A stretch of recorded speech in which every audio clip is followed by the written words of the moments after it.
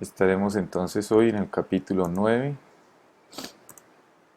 acerca del libre albedrío.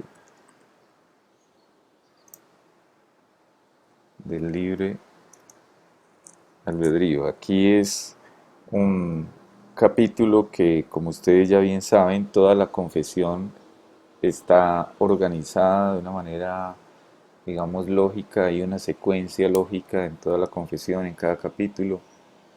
Y veníamos precisamente de Cristo el mediador. Desde el principio hemos visto cómo lo primero es la escritura, porque allí es donde se revela el Dios Trino, como dice el capítulo 2, y ese Dios Trino decreta todas las cosas, y en medio de la creación, dentro de su decreto estaba la creación, y es a través de la creación que nosotros podemos ver lo que conocemos como la providencia divina, que es ese gobierno de Dios sobre todas las cosas, dirigiendo todo para cumplir lo que Él se ha propuesto hacer. Y en la providencia de Dios estaba también incluido lo que sería la caída del hombre, que viene a ser el capítulo 6, la caída del hombre, el pecado y su castigo. Dado que el hombre ya está caído en pecado, entonces se hace necesario que Dios haga un pacto. Ese es el capítulo 7. Y ese pacto de Dios incluye la necesidad de un mediador, que es el capítulo 8 de Cristo el mediador. Pero entonces al llegar a ese capítulo 8 nos preguntamos si el hombre puede por sus propios medios, puede acudir a ese mediador, puede elegir ser salvo, tiene la capacidad de escoger su salvación o, o no tiene esa capacidad. Y básicamente eso es lo que el capítulo 9 nos está enseñando. Del libre albedrío. ¿Puede el hombre escoger su salvación? ¿Tiene el hombre ese libre albedrío de elegir ser salvo o no ser salvo? ¿Puede entonces el ser humano, sabiendo que está caído, puede salvarse a sí mismo? Es la pregunta, son las preguntas que este capítulo 9 nos ayuda a contestar. En el punto número 1, vamos a leer primero algunas citas. Mateo capítulo 7, verso 17. Santiago capítulo 1, verso 14. Juan 5, 40. Mateo 7, 17 dice, así todo buen árbol da buenos frutos, pero el árbol malo da frutos malos. Estamos viendo cómo hay una relación, hay una relación inseparable, digámoslo así, entre lo que somos y lo que hacemos. Por eso el Señor ahí habla de un árbol. Si el árbol es bueno, dará frutos buenos. Si el árbol es malo, sus frutos serán malos. Está hablando de la naturaleza del árbol. Y por supuesto no está hablando propiamente de árboles, está hablando del ser humano. Si el ser humano es bueno, pues entonces sus frutos van a ser buenos. Si el ser humano es malo, pues sus frutos van a ser malos. Entonces esa relación que hay entre lo que somos y lo que hacemos es como esa relación que no podemos ignorar, no podemos separar, digámoslo así. Santiago capítulo 1, verso 14 dice, sino que cada uno es tentado. Recordarán que Santiago está hablando ahí precisamente de la tentación o pruebas. Y dice que cada uno de nosotros somos tentados cuando de nuestra propia concupiscencia somos atraídos y seducidos. Y ahí podemos notar cómo el ser humano sí tiene cierta capacidad de decidir. El texto está diciendo que somos tentados de nuestra propia concupiscencia. Y entonces, según esa concupiscencia o esas pasiones en nosotros, entonces tomamos decisiones. Pero sucede que a causa de que nuestras pasiones son malas, entonces así serán también nuestras decisiones, malas decisiones. Vamos a tomar decisiones dependiendo lo que somos. Una vez más vemos lo que el Señor Jesús había dicho en Mateo capítulo 7. Hay esa relación entre el árbol bueno da buenos frutos y el malo da malos frutos. Entonces, las decisiones que tomamos son dependientes de lo que somos. Cada uno es tentado cuando de su propia concupiscencia es atraído y seducido. Juan capítulo 5, verso 40 dice, y no queréis venir a mí para que tengáis vida. El Señor Jesús en aquella oportunidad está diciendo, eh, hablando, digámoslo así, de esa incapacidad que tiene el ser humano de ir a Dios, de venir a Cristo.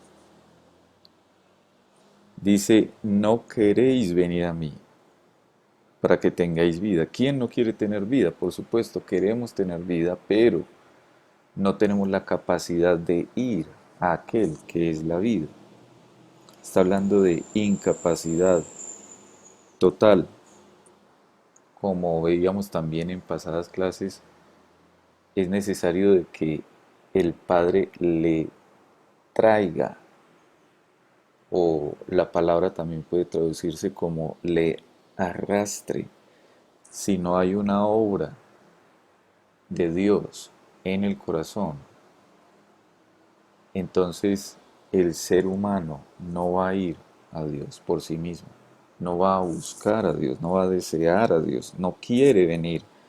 Y no solamente no quiere, como dice Juan 5:40, sino que tampoco puede, no tiene la capacidad para venir a Cristo. En 1 Corintios capítulo 15, capítulo 2,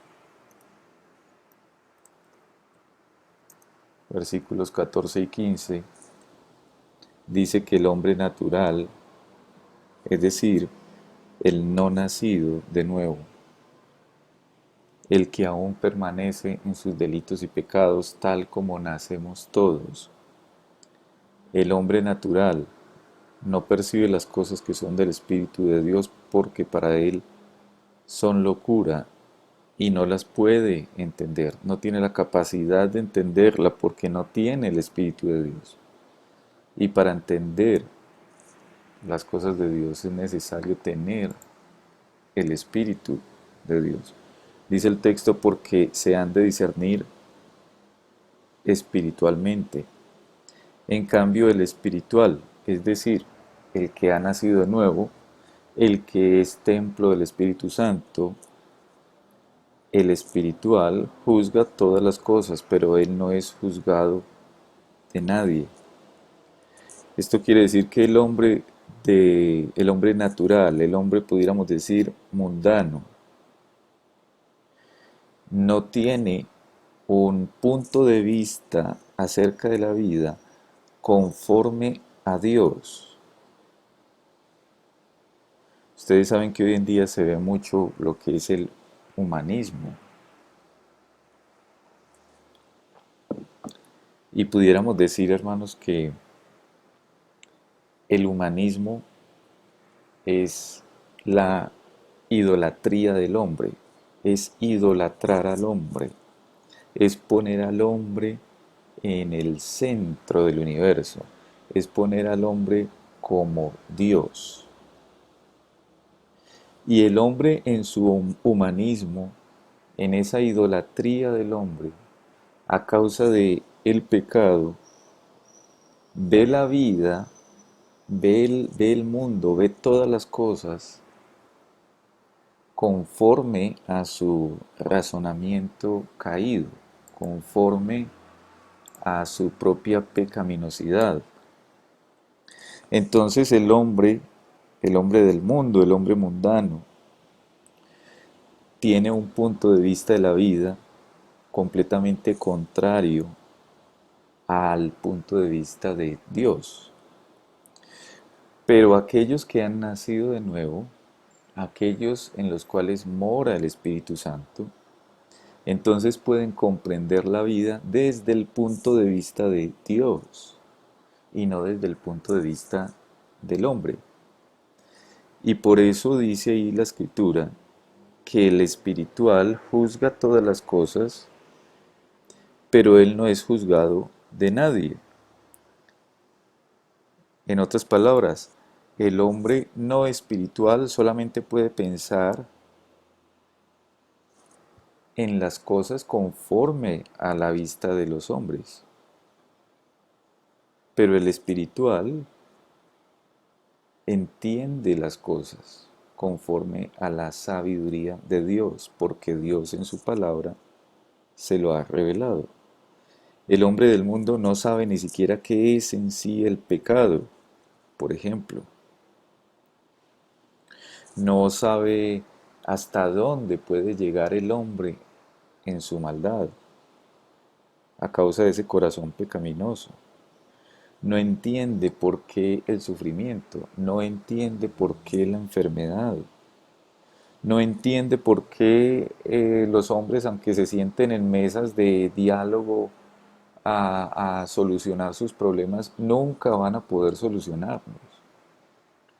Aunque hablen de tratados de paz, aunque hablen de mesas de diálogo para solucionar los problemas del país, nunca van a poder solucionar realmente las cosas y eso es algo que el mundo no entiende, pero que el cristiano sí entendemos por la gracia de Dios. Entendemos esto porque el Señor en su palabra nos ha revelado cuál es verdaderamente el problema y sabemos bien que es el pecado. Entonces, por eso ahí dice la escritura, en 1 Corintios 2:14 dice que el hombre natural no percibe las cosas que son del Espíritu de Dios, porque para él son locura, no las puede entender, porque se han de discernir espiritualmente, se necesita el Espíritu Santo. En cambio, el espiritual, en quien mora el Espíritu Santo, juzga todas las cosas, discierne, podemos decir, todas las cosas, entiende la vida desde el punto de vista de Dios, pero él no es juzgado de nadie. Vamos a leer el punto número 1 de la confesión. Dios ha dotado la voluntad del hombre de una libertad natural y de poder actuar por elección propia. Nótese que ella, la confesión, nos está diciendo que el hombre sí tiene libertad. Si quizá algunos de ustedes se están preguntando, pero entonces el hombre es libre. Yo a veces he hecho la pregunta a algunos hermanos, y yo les pregunto, ¿ustedes son libres? ¿Usted cree que el hombre natural es libre? Y bueno, algunos han dicho que sí, otros han dicho que no. Lo que nosotros creemos es que el hombre natural es libre en su pecado. Es como un cerdo en su porqueriza, digámoslo así, en su corral. Ahí está lleno de fango, de pantano, y el cerdo libremente se mueve en ese fango, en ese pantano, en ese lodazal. se mueve con total libertad, aunque el cerdo no entiende lo cochino que está, digamos, lo sucio que está. Y usted se acerca al corral donde está el cerdo y usted siente el mal olor y le fastidia ese olor quizá y usted de pronto no se aguanta estando ahí cerca. Pero el cerdo no percibe ni siquiera ese mal olor. O si lo percibe, disfruta ese olor y se siente cómodo ahí. Y así es el hombre natural en su pecado. Se mueve con total libertad dentro de su pecado. Nadie lo está obligando a pecar. Él peca ahí, libremente. Solamente cuando el Señor rescata al pecador y lo saca de ese fango, de ese pantano, de ese lodazal, de ese pecado, de esa inmundicia, ahora desde afuera puede darse cuenta, pero ¿cómo es posible? Yo dónde estaba. Y me revolcaba ahí en el pecado, pero no entendía ni siquiera lo que estaba haciendo y disfrutaba de ese pecado. Entonces pasa así como con los cerdos, ¿no? Solamente cuando es libertado el pecador de esa esclavitud al pecado es cuando se da cuenta de dónde estaba.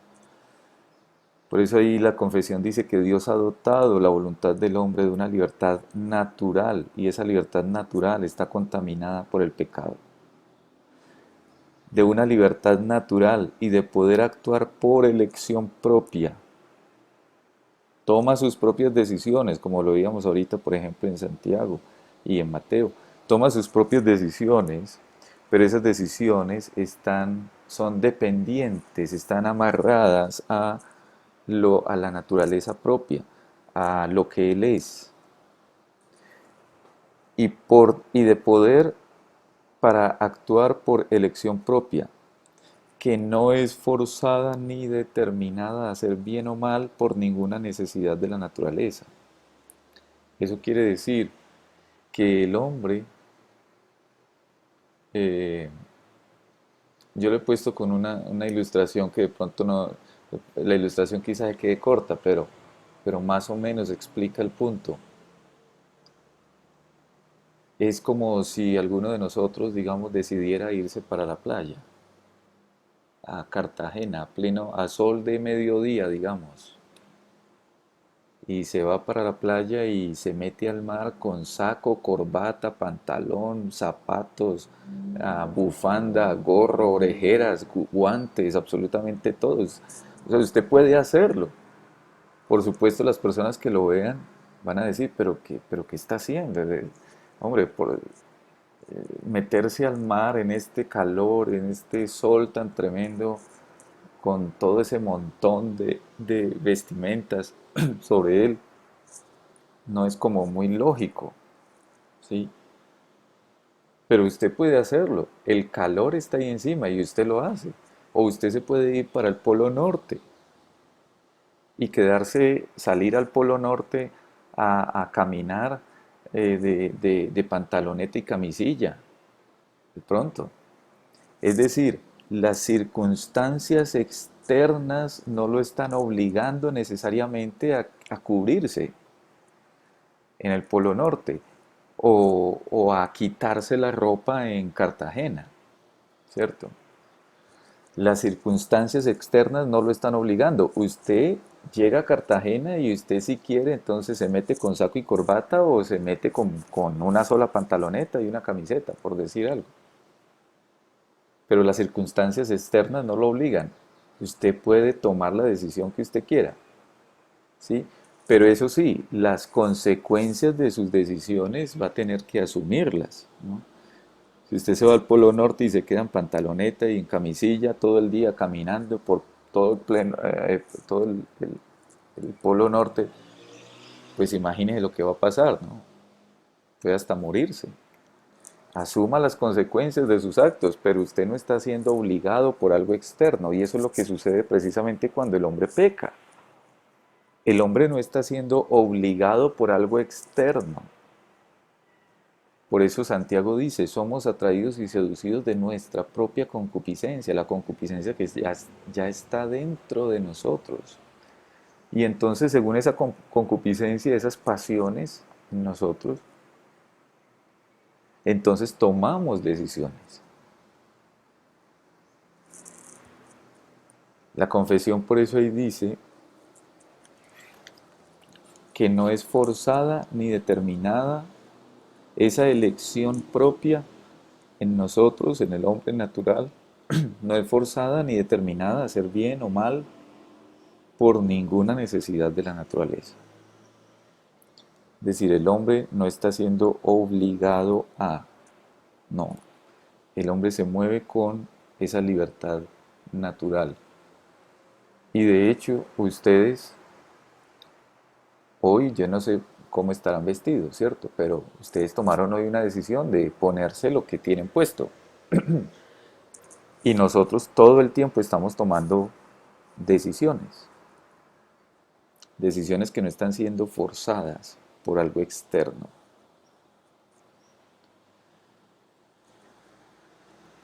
Bien, vamos hermanos a pasar al segundo punto. Y lo que tenemos hermanos en este capítulo, capítulo 9, en lo que son los puntos 2, 3, 4 y 5, podemos decir que es lo que se conoce como los cuatro estados del hombre.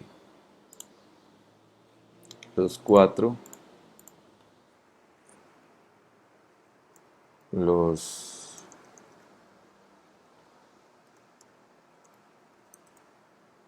los cuatro estados del hombre. En el párrafo 2 tenemos el primer estado del hombre y podríamos llamar que ese estado del hombre es el estado de inocencia. Inocencia.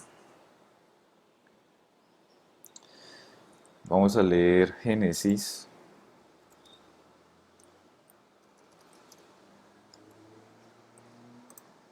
capítulo 2, versículo 17.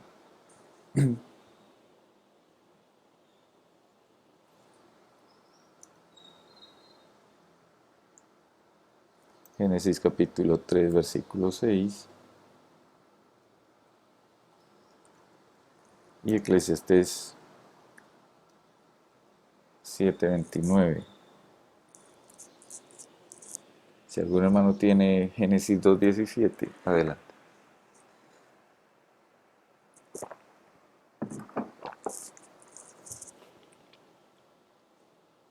A ver, adelante, Marta.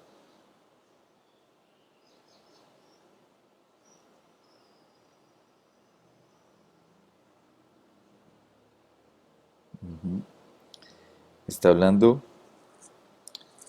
de esa libertad de elección que el Señor le dio al hombre desde el principio. Ahí está el árbol. El mandamiento es que no comas, pero tú tienes la libertad para comer o no comer. Por eso el Señor le dijo al hombre, le dijo, del árbol de la ciencia del bien y del mal no comerás. El día que coma de él, muere. Tienes la libertad, tienes la posibilidad de elegir. Y vas a tener que asumir, por supuesto, las consecuencias de tu elección, pero tú puedes elegir. Básicamente le está diciendo al hombre que en ese estado de inocencia, es decir, antes de la caída, el hombre puede pecar. Permítame aclarar esta palabra puede. Estoy hablando de la capacidad, no estoy hablando de que Dios esté dándole permiso para que peque. Tiene la capacidad, voy a colocarlo así, como una pregunta. El hombre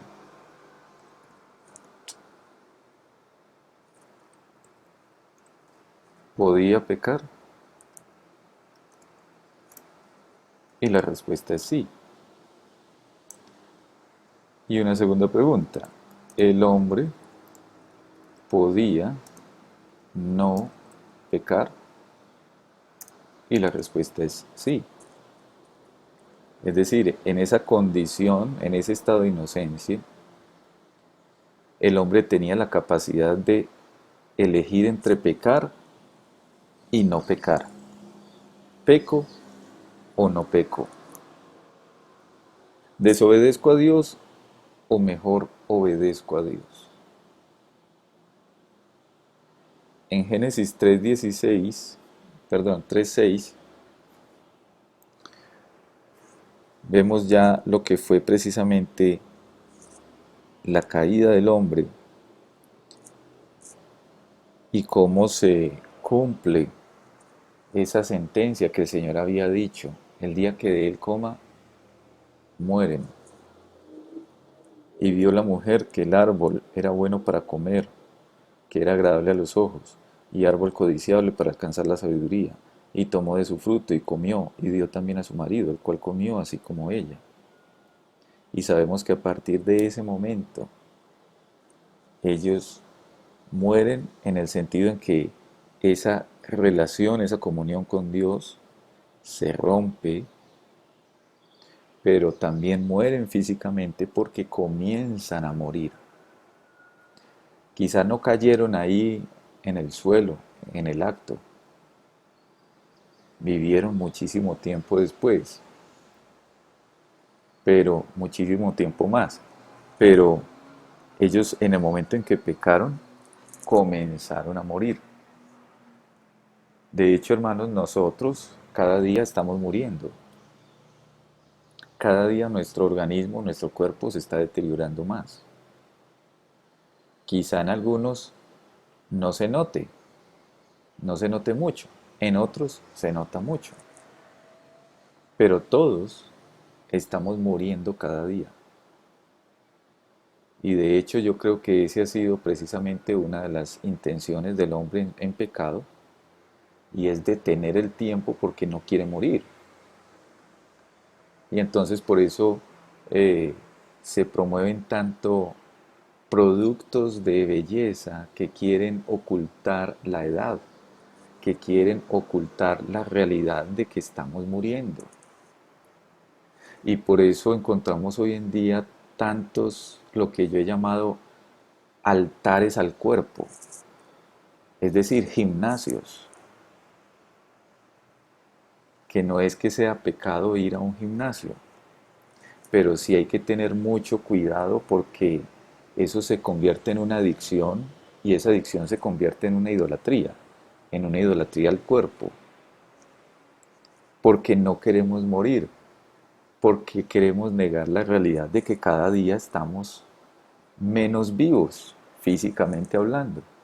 Los cristianos estamos más vivos espiritualmente, pero físicamente estamos menos vivos, digámoslo así. Cada día estamos muriendo más. Nuestro cuerpo se está deteriorando. Entonces, Adán y Eva, desde que ellos cayeron, se hizo efectivo esa realidad, esa sentencia que el Señor les había dicho. El día que ustedes coman, van a morir. Y ciertamente así fue. En Eclesiastés 7:29, si algún hermano lo tiene, lo quiere leer.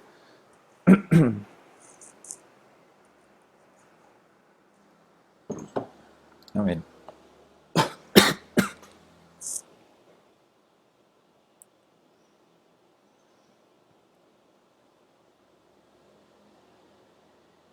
Amén. Notemos, hermanos, ahora lo que la Escritura nos dice. ¿Cómo hizo Dios al hombre? Lo hizo recto, lo hizo bueno, lo hizo justo. Lo creó en una perfecta comunión con Él. Adán y Eva en ese estado de inocencia gozaban de comunión perfecta con Dios. Nada les faltaba, lo tenían todo. Pero dice la Escritura que habiéndolos hecho Dios de esa manera, fueron ellos, es decir, nosotros, el ser humano. Dice, pero ellos se buscaron muchas perversiones. Notemos una vez más, tomó la decisión de, tomó la decisión de, y por supuesto, ahora el hombre tiene que padecer las consecuencias de sus decisiones.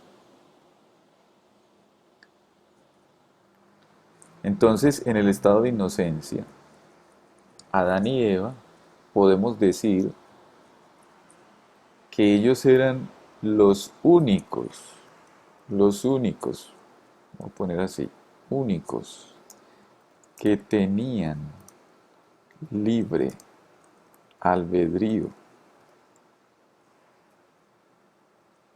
¿Por qué eran los únicos que tenían libre albedrío? Porque ellos fueron los únicos que al estar en ese estado de inocencia tenían la capacidad de decidir si pecaban o no pecaban, si hacían lo que es agradable a Dios o no lo hacían, si obedecían a Dios o no obedecían a Dios. Si hubieran obedecido a Dios, pues hubieran permanecido en ese estado de inocencia. Pero como no obedecieron a Dios, entonces se hicieron, como sabemos por la Escritura, esclavos del pecado. Y de ahí en adelante, así nacemos todos. Entonces nos preguntamos aquí, en este punto, en este estado de inocencia, ¿eran libres Adán y Eva? ¿Eran libres? ¿Qué dicen, hermano? ¿Eran libres? ¿Cómo? Así, sí. Gracias, Marta. Sí. ¿Eran libres? Sí. En ese estado de inocencia, ¿eran responsables? ¿Sí o no? Sí, así es. Adán y Eva, responsables.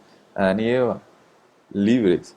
Y de hecho, ellos eran los únicos que tenían libre albedrío en todo el sentido de la palabra. No solamente para escoger qué se podían poner el hoy o no, de vestido, no. Así como nosotros hoy tenemos esa libertad de elección de muchas cosas. Pero Adán y Eva tenían adicionalmente la libertad de elegir entre agradar a Dios y no agradar a Dios en ese estado de inocencia. En la confesión dice, el punto número 2, el hombre en su estado de inocencia tenía libertad y poder para querer y hacer lo que era bueno y agradable a Dios, pero era inestable y podía caer de dicho estado. Es decir, ellos tenían un estado de inocencia que era mutable o mudable, cambiante, cambiante, cambiante a partir del momento en que ellos pecaron. Si pecan, mueren. Si comen de este árbol prohibido, mueren. Es decir, ese estado de inocencia puede cambiar. Fue la advertencia del Señor allá en Génesis 2. Ese estado de inocencia puede llegar a cambiarse. Cuando ustedes coman de este árbol, cambiará. Entonces era un estado mutable. Por eso la confesión le dice, era inestable. Tenían la capacidad y el poder de querer hacer lo que era bueno y agradable delante de Dios, pero esa capacidad y esa libertad era inestable, era cambiante, era mudable. El segundo estado del hombre, entonces, ¿cuál viene a ser? La caída. La caída.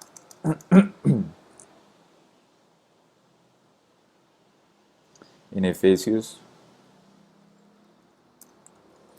capítulo 2 versículo 1, Romanos capítulo 3 versículos 10 al 12,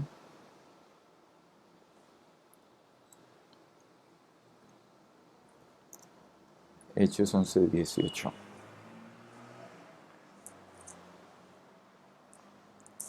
Bueno, si algún hermano tiene Efesios 2, 1, adelante.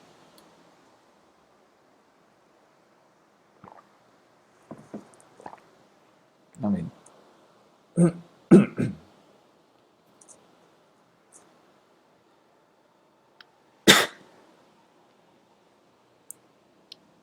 Amén. El Señor nos dio vida cuando estábamos muertos. El texto nos recuerda una vez más esa incapacidad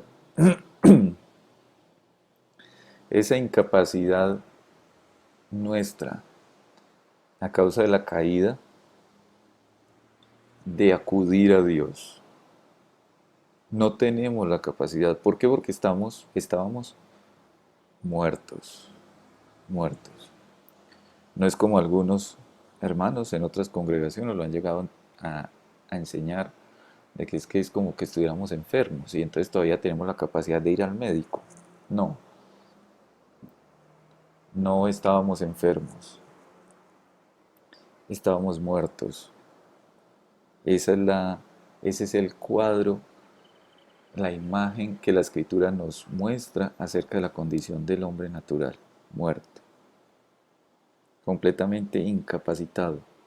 No solamente no quiere ir a Dios, sino que tampoco tiene la capacidad de ir a Dios, tampoco puede ir a Dios, tampoco tiene el poder de ir a Dios. Romanos 3, 10 al 12. Amén. Adelante, José Manuel.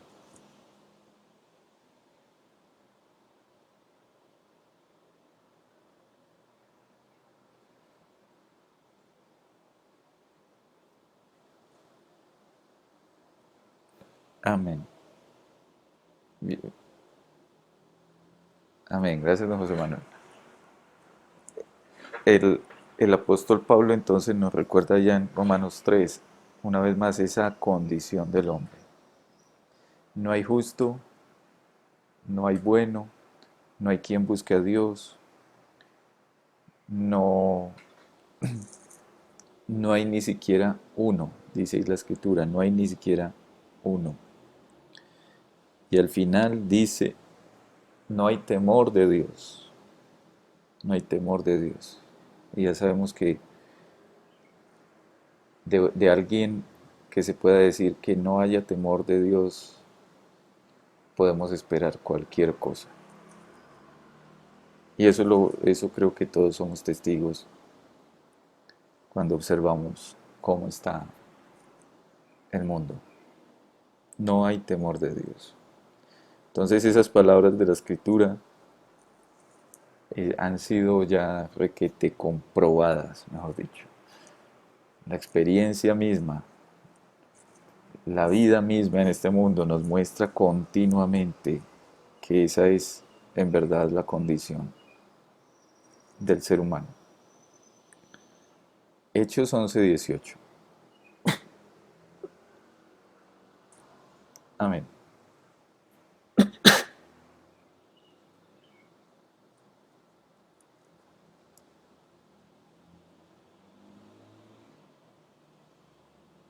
Amén. De manera que también a los gentiles ha dado, recordándonos allí la necesidad del arrepentimiento para con Dios y fe en nuestro Señor Jesucristo. La necesidad del arrepentimiento, pero ante todo la necesidad de que sea Dios dando el arrepentimiento. Si Dios no le da el arrepentimiento a los que están muertos en sus delitos y pecados, a aquellos que no son justos, que no son buenos, que antes se desviaron y se hicieron inútiles, si Dios no les da el arrepentimiento, pues ellos no se van a arrepentir. Esa es la condición del hombre en, en la caída. Entonces, en ese estado de caída, nos preguntamos, ¿puede pecar? ¿El hombre puede pecar en el estado de caída?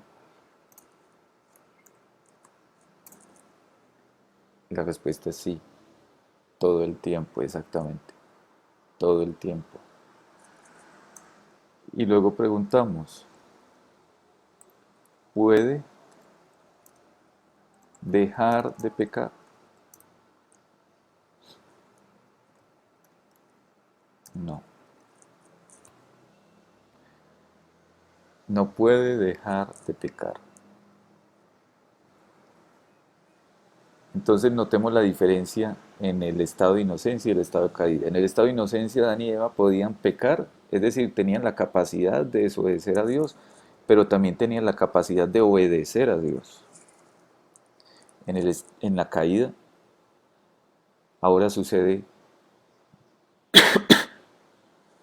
otra cosa. Tiene la capacidad de pecar, por supuesto, pero tiene también la capacidad de dejar de pecar. Y ahí sí, no, ya no puede dejar de pecar. Como decía Martín Lutero, decía que el hombre puede, ahora en el estado de caída, puede elegir entre el mal y un mal peor. Es decir, ya no tiene la capacidad de agradar a Dios. Por tanto, no va a tener libre albedrío. No tiene la capacidad de escoger agradar a Dios. No tiene la capacidad de escoger a Dios. No tiene la capacidad de elegir su propia salvación.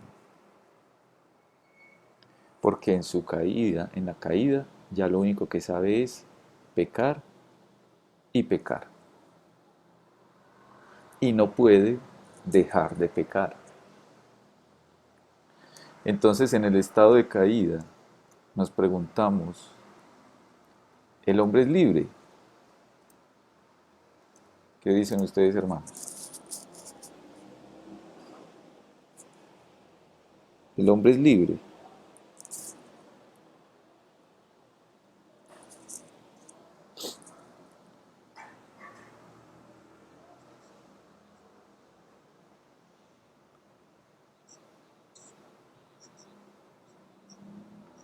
Ujú.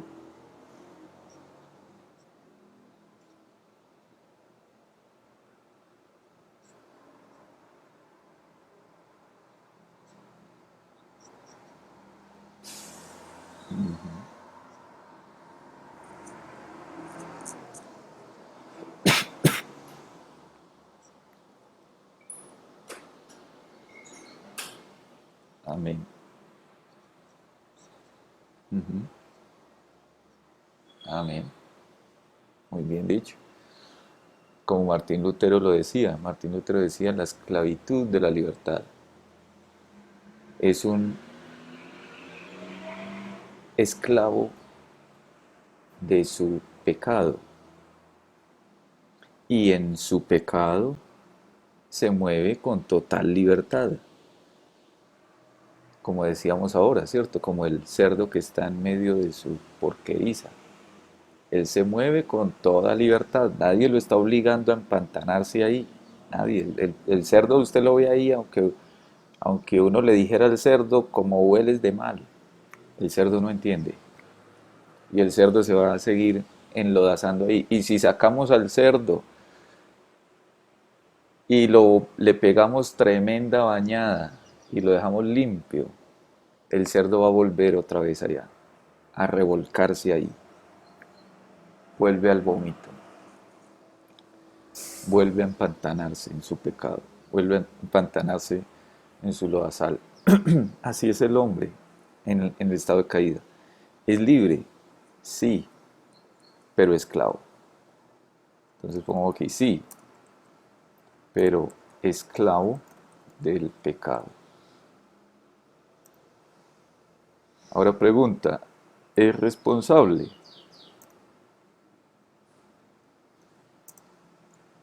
Amén. Sí, es responsable. Vamos entonces a leer cómo dice la confesión en el numeral 3. El hombre, por su caída en un estado de pecado, ha perdido completamente toda capacidad para querer cualquier bien espiritual que acompañe a la salvación. Por consiguiente, como hombre natural que está enteramente opuesto a ese bien y muerto en el pecado, no puede por sus propias fuerzas convertirse a sí mismo o prepararse para ello. Ese prepararse para ello, hermano, me recuerda precisamente que esa es una enseñanza de algunas congregaciones, que hay una gracia, dicen que hay una gracia previa a la gracia, en el sentido en que el hombre puede prepararse para la salvación, como disponerse a sí mismo, así como el que está enfermo puede ir hasta donde el médico. Pero ya sabemos que la escritura nos dice que no estamos enfermos sino muertos. Entonces no tenemos tampoco la capacidad de prepararnos para, para la salvación, para nuestra conversión, como dice la confesión. Ahora, el tercer estado es la regeneración. La regeneración.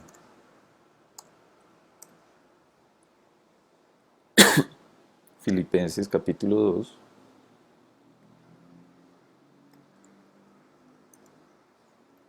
versículo 13. Si algún hermano lo puede ir buscando. Romanos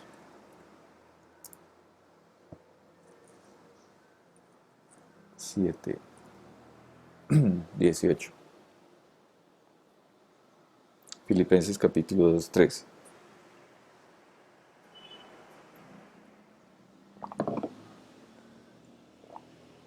Amén. Adelante, Marta.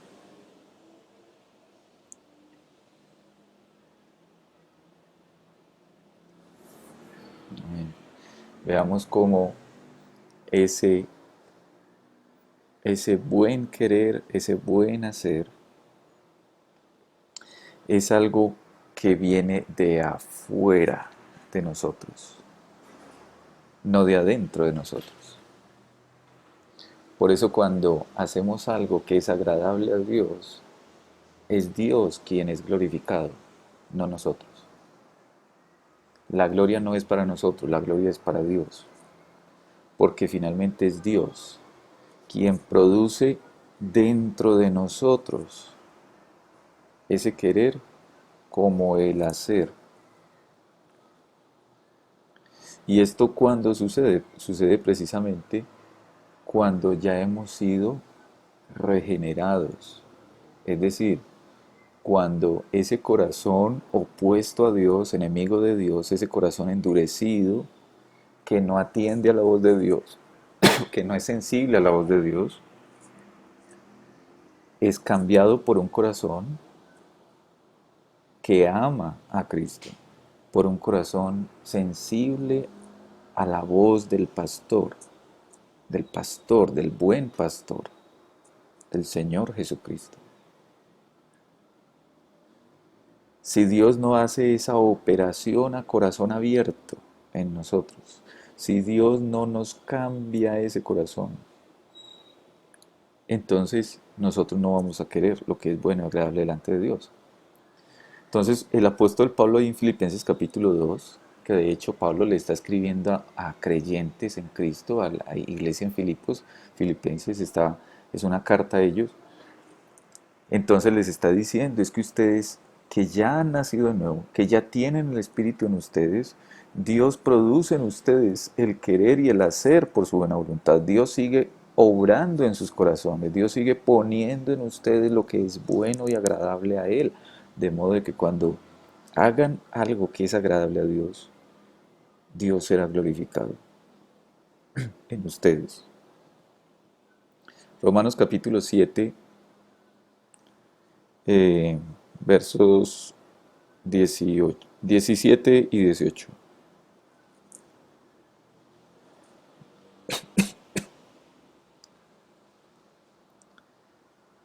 Dice allí la escritura, de manera que ya no soy yo quien hace aquello, sino el pecado que mora en mí. El apóstol Pablo está eh, hablándonos acerca de esa lucha que él, aún después de haber sido cambiado, aún después de que ya tiene un corazón que ama a Dios, que ama a Cristo, que es sensible a su voz, aún en medio de su nueva vida, él tiene que seguir batallando con el pecado que todavía mora en él. Ese residuo de pecado que todavía mora en él. Verso 18, y yo sé que en mí, dice el apóstol Pablo, yo sé que en mí, esto es en mi carne, no mora el bien, porque el querer el bien está en mí. Yo quiero hacer el bien, pero no el hacerlo. Y ahí tenemos un buen indicador, hermanos, para los hijos de Dios, para los creyentes, si queremos ser confirmados en la fe. Preguntémonos si en nosotros está el querer hacer lo que es agradable a Dios. El apóstol Pablo está diciendo que en él está el querer. Él quiere hacer el bien, quiere hacer lo que es bueno delante de Dios. Pero en él no está el hacerlo. Y sabemos que él después nos dice precisamente que el bien que quiere hacer muchas veces no lo hace. Y termina haciendo el mal que no quiere hacer. Es esa lucha del espíritu y la carne. Es esa lucha que mantiene el regenerado contra el pecado. Entonces, en ese estado de regeneración, nos preguntamos si el regenerado, es decir, el cristiano, el nacido de nuevo, el que ya tiene un nuevo corazón, puede pecar. Es decir, tiene la capacidad de pecar, ¿sí o no?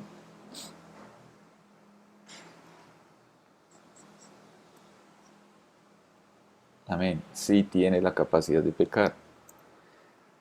Y entonces nos preguntamos también si puede no pecar. ¿Puede no pecar? Sí. Ahora notemos que aquí está sucediendo que estas, digamos, capacidades que tenemos ahora en la regeneración, tenía también Adán y Eva antes de pecar. ¿Podían pecar? ¿Tenían la capacidad de pecar? Sí. ¿Podían no pecar? Sí. Y eso sucede hoy en el creyente. Es decir, no tenemos excusa. Cuando pecamos, hermano, no tenemos excusa. Como tampoco, por supuesto, la tienen los que todavía están en el estado de caída. Tampoco tienen excusa. Pero nosotros, hermanos, ahora, por la palabra que el Señor nos ha dado, por el cambio de corazón que Él ha hecho en nosotros, entonces podemos decirle no al pecado. Porque ya no estamos ciegos ante nuestra condición y ante todo porque ya no somos esclavos. del pecado. Ya, como dice allá Romanos 6, dice que el pecado ya no nos gobierna, ya no nos domina, ya no estamos esclavizados al pecado como lo estuvimos en el estado de caída. Ya el Señor nos ha libertado de la esclavitud al pecado. Por tanto, ya hoy podemos decirle al pecado, no. Tenemos ahora, por gracia del Señor en nosotros, esa capacidad por su Espíritu que mora en nosotros. Entonces aquí, en el estado de regeneración, nos preguntamos si el hombre es libre, si el cristiano es libre. ¿Qué dicen ustedes, hermanos?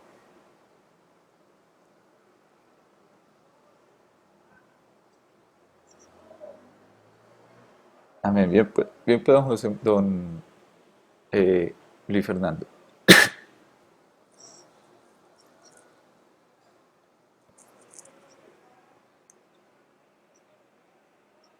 Ujú, ujú. Amén. Entonces sí, somos libres. Ahora, pongamos una pregunta aquí adicional. ¿Libres para qué?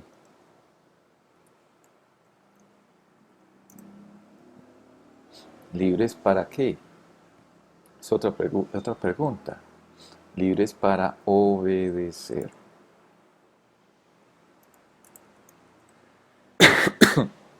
Libres para obedecer. Obedecer a Dios. Para eso el Señor nos hizo libres. El cristiano no es libre para pecar, que eso tristemente algunos creyentes como que lo han entendido así. Y yo diría que esos creyentes que han entendido eso así y que así lo viven, difícilmente son creyentes. Difícilmente va a creer uno que sean verdaderos cristianos. De hecho, hay una secta. Ustedes saben, cuando hablamos de una secta estamos hablando de personas impías, que no son hijos de Dios, no es una verdadera iglesia. Hay una secta que se llama Creciendo en Gracia. Creciendo en Gracia. Que con ese nombre uno dice, uy, eso debe ser como muy bueno. Y no, no, para nada. Eso es una secta, eso es del demonio. Y lo que enseñan allí es que básicamente, bueno, usted, su alma, ya ha sido salvada. Ya usted está salvo. Por tanto, como su alma ya es salvada, ya tiene asegurado el cielo, entonces usted puede hacer con su cuerpo lo que quiera. Y de hecho, en esa secta uno encuentra hombres o mujeres también con dos y tres parejas. Y, y abiertamente lo, lo- lo- lo dicen y así viven en su desorden, en su inmoralidad.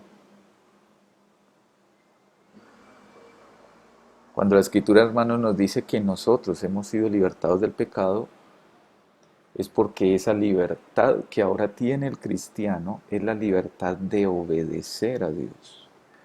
Fuimos hechos libres para obedecer a Dios, libres para obedecer. Y entonces también nos podemos preguntar si somos responsables, responsables, somos responsables. Y la respuesta es, por supuesto, sí, somos responsables. Quizá alguno, inclusive cuando ve, compara, digamos, este estado 3 con el estado uno de inocencia, ve, digamos, muchas similitudes, ¿cierto? Y pareciera ser como que volvemos a ese estado anterior, ¿cierto? Como que en el estado de regeneración es casi como si volviéramos a este estado. Pero hermanos, la verdad es que estamos en un mejor estado que el estado en el que estuvo Adán y Eva. Algunos han llegado a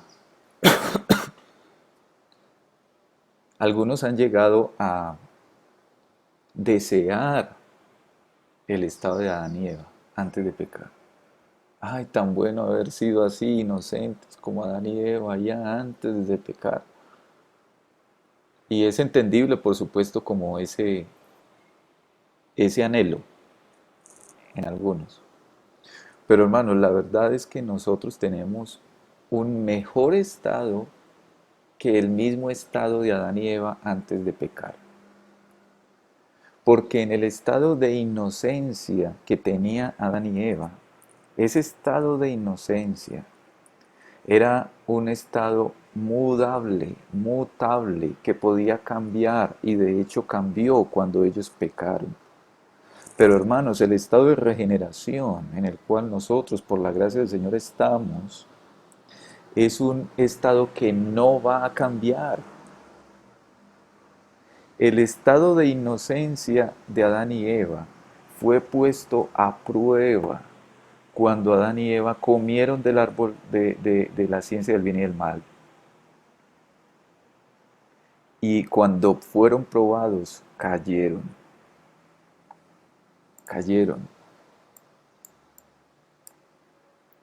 Pero el estado de regeneración, hermanos, que nosotros ahora disfrutamos, fue probado, fue puesto a prueba hasta lo máximo en Cristo.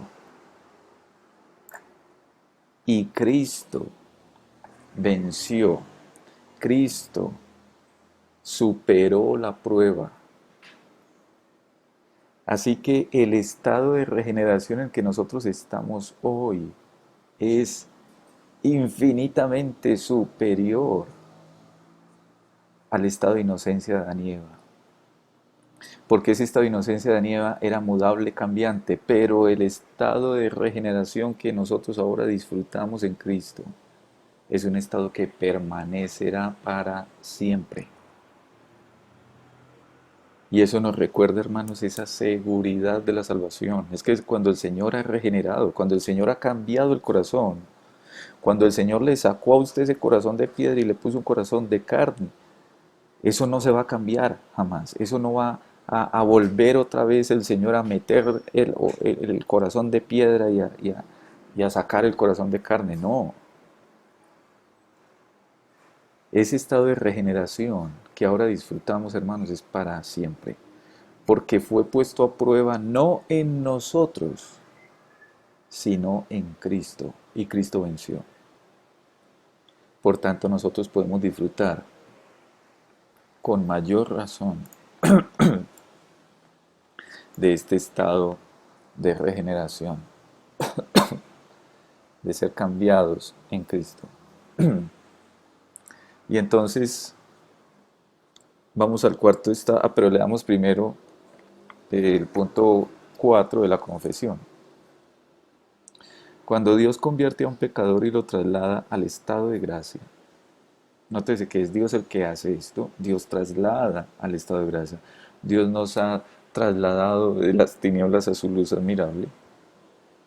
Cuando Dios convierte a un pecador y lo traslada al estado de gracia, lo libra de su esclavitud natural bajo el pecado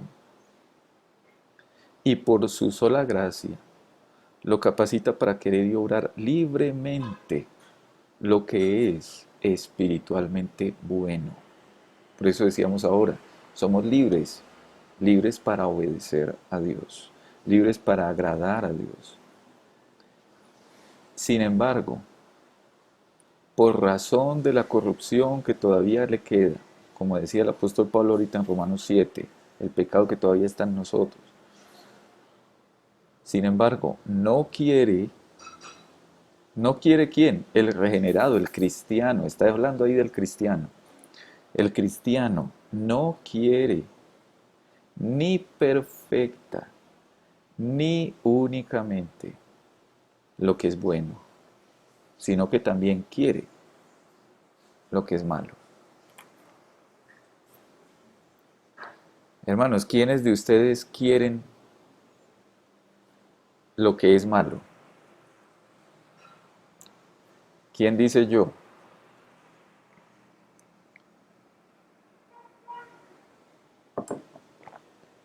Marta. Bueno, una. ¿Y los demás?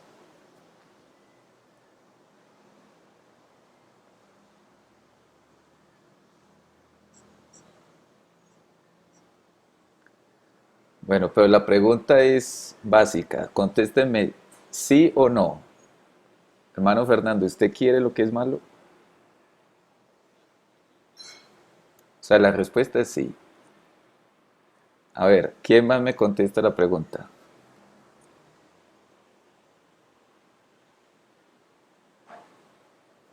A ver, asumo entonces que los demás no quieren lo que es malo. A ver, don Edilberto ya puso por ahí en el chat que él sí.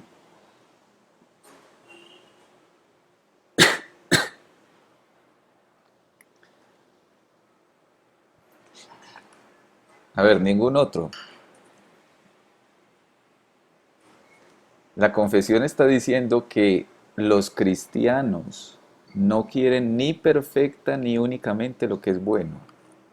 Hermanos, aunque ustedes no me hayan contestado la pregunta, y me perdonan, pero voy a contestar por ustedes. Tanto ustedes como yo no queremos solamente lo bueno, queremos también lo malo. Y es que ese es el testimonio de la Escritura. El pecado remanente que todavía queda en nosotros nos hace desear también el pecado. ¿O quién puede decir de nosotros que no desea el pecado en algún momento? Ninguno. Aún nosotros como cristianos, y por eso está la batalla, por eso está, cuando ustedes dicen es que yo lucho contra el pecado, usted está asumiendo también esa realidad triste, pero es una realidad. Ningún creyente puede decir, no hermano, yo ya estoy tan santificado que yo ya lo único que deseo, perfecta y únicamente es lo bueno. Yo no deseo sino lo bueno. Hermanos, decir eso es decir una gran mentira y hacer a Dios mentiroso, como dice allá Primera de Juan. Esa es una triste realidad en nosotros. Todavía tenemos pecado en nosotros, que ese pecado también nos lleva a desear pecar en nosotros. No somos esclavos del pecado. Ya le podemos decir que no al pecado, pero la verdad es que todos los cristianos, ustedes y yo, todo creyente, lucha contra el pecado porque también desea lo que es malo. En algún momento usted lo desea, en algún momento usted lo quiere y lucha contra ese querer. Luchamos contra ese querer. Pero como dice la confesión, a causa de la corrupción que todavía nos queda, ninguno de nosotros quiere ni perfecta ni únicamente lo que es bueno, sino también quiere lo que es malo. Y por eso llegamos precisamente al cuarto estado. Y el cuarto estado es la glorificación. Ah, y ahí en la glorificación ya la cosa será de otra manera, muy distinto a lo que a esa lucha que hoy tenemos. Efesios capítulo 4 versículo 13. El apóstol Pablo dice que el, la iglesia ha de ser edificada continuamente hasta que todos lleguemos a la unidad de la fe y del conocimiento del Hijo de Dios, hasta que todos lleguemos a un varón perfecto, a la medida de la estatura de la plenitud de Cristo. En otras palabras, el apóstol Pablo nos está recordando cuál es nuestra medida, cuál es nuestra meta, Cristo. Hacia allá nos dirigimos, a ser como Cristo. Y Cristo será siempre y eternamente el Hijo unigénito de Dios, el único Dios verdadero. Cristo será para siempre nuestro hermano mayor, pero nosotros seremos hechos semejantes a Cristo, como también lo dice Romanos capítulo 8. Esa es nuestra meta y esa meta se va a cumplir cuando seamos glorificados, cuando seamos perfeccionados. Voy a leer qué dice la confesión en el punto 5. Esta voluntad del hombre es hecha perfecta e inmutablemente libre, perdón. Esta voluntad del hombre es hecha perfecta e inmutablemente libre para querer solo el bien, únicamente en el estado de gloria. ¿Cuándo voy a desear solamente lo que es bueno? ¿Cuándo voy a desear perfectamente todo lo que es agradable a Dios? Y solamente eso, ¿cuándo lo voy a desear? Cuando sea glorificado. Antes, antes no.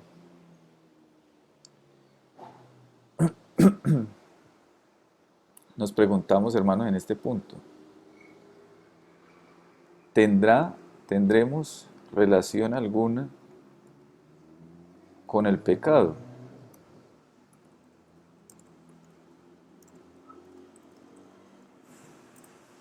Amén. No, ninguna. Ahí ya por fin vamos a poder decir, ya no hay más lucha contra el pecado. Ahí sí vamos a poder decir, amamos a Dios con toda el alma, con todas las fuerzas, con todo el corazón, con toda nuestra mente, con todo nuestro ser. Ahí sí vamos a poder decir eso. Porque la verdad es que en ninguno de los estados anteriores, ni siquiera en el de regeneración, podemos decir hoy en día que amamos a Dios con todo el corazón, con toda la mente, con toda el alma, con todas nuestras fuerzas, con todo nuestro ser. Ninguno de nosotros ama a Dios de esa manera. Siempre tenemos, a causa del pecado en nosotros, amores divididos.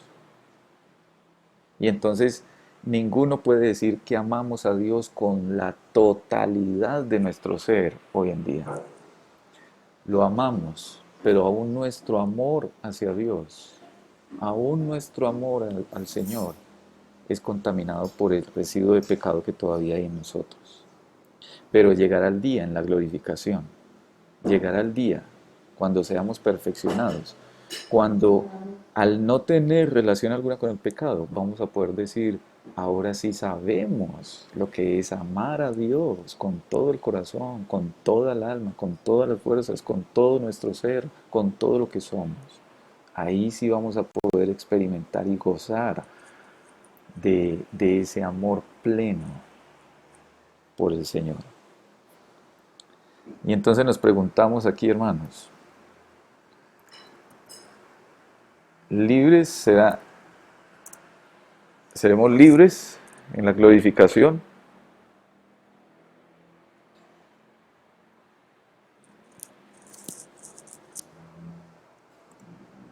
Sí, por supuesto, amén. Seremos libres.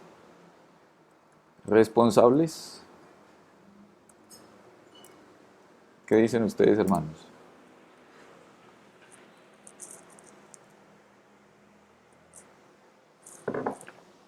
A ver, ¿quién me dice si seremos responsables en la glorificación?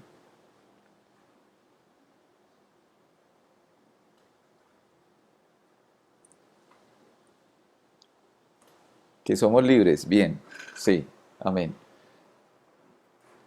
Y la pregunta es, ¿y somos responsables en la glorificación cuando seamos perfeccionados, cuando estemos con Cristo, cuando ya seamos semejantes a Él?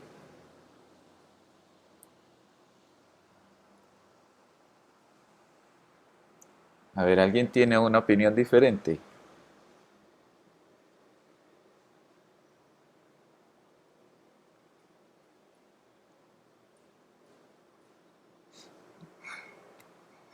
Hermanos,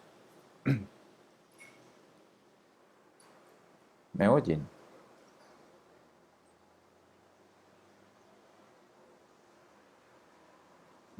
Bueno, a ver, yo quiero escuchar a algún otro hermano que me conteste esa pregunta. ¿Responsables sí o no? ¿Qué dicen?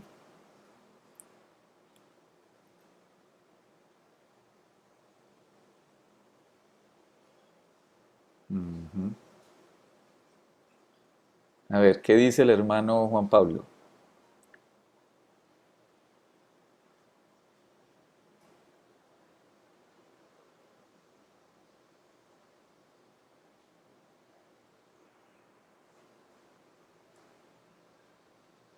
Ujú. Bien. A ver, ¿qué diría hermano Luis Fernando?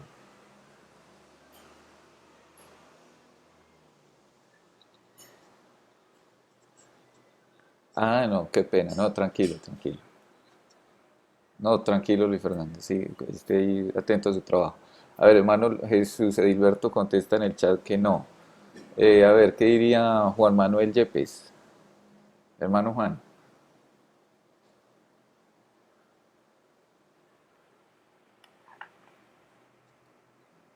que no seríamos responsables. A ver, ¿qué diría Sara Ospina?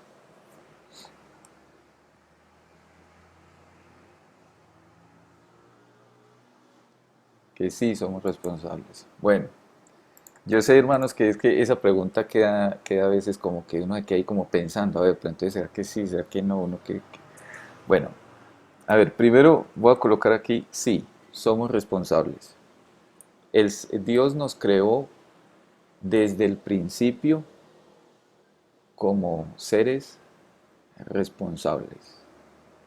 Pero sucede que esa palabra responsabilidad a veces tiene como que en nosotros, no sé si será causa como de nuestra propia cultura o qué, pero tiene como en nosotros como una connotación más bien como negativa, como que nos hablan de responsabilidad y entonces como que uno siente como que, pero no, como así, sí, como que, sí, no sé, aunque creo que ese pensamiento también de ver la responsabilidad como algo negativo también tiene que ver precisamente por el pecado en nosotros.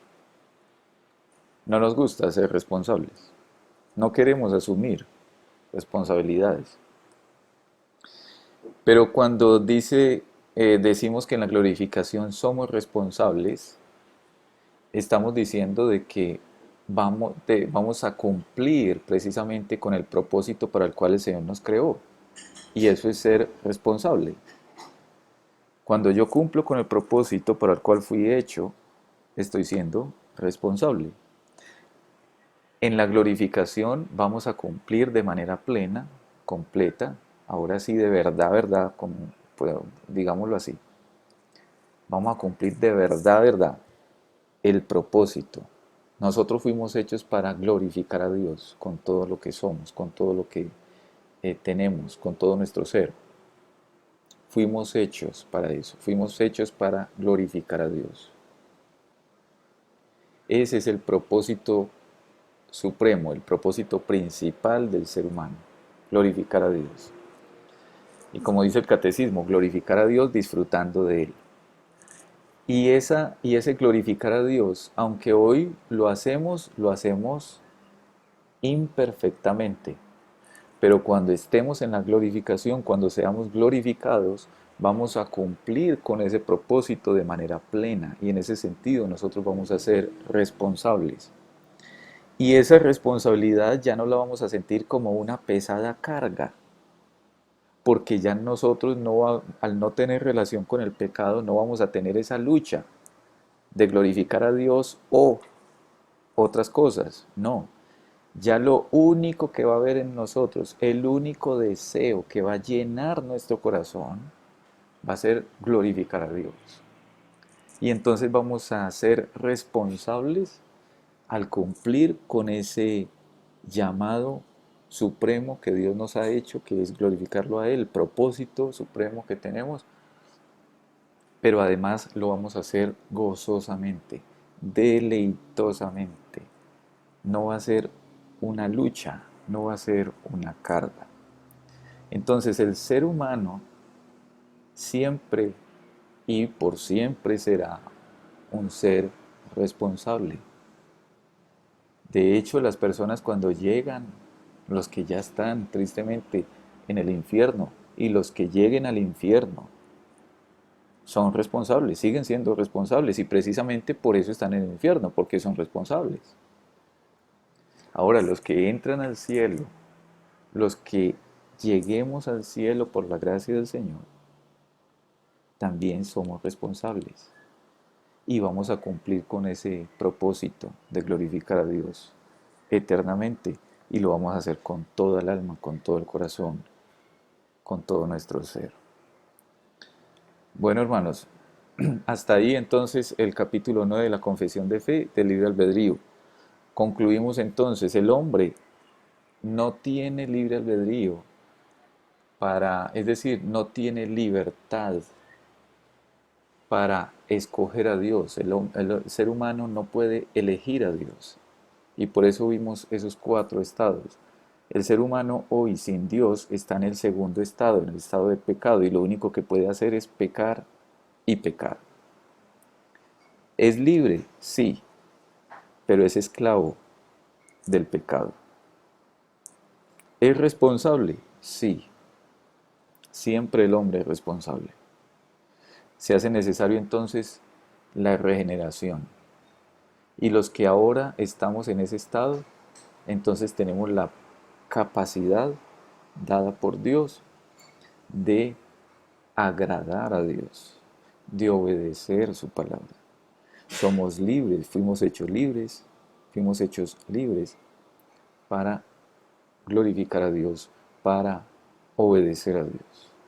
Y estamos ahora esperando que llegue el día en el cual ya no vamos a tener relación con el pecado y vamos a poder disfrutar de manera plena de la salvación que el Señor nos ha dado en Cristo Jesús.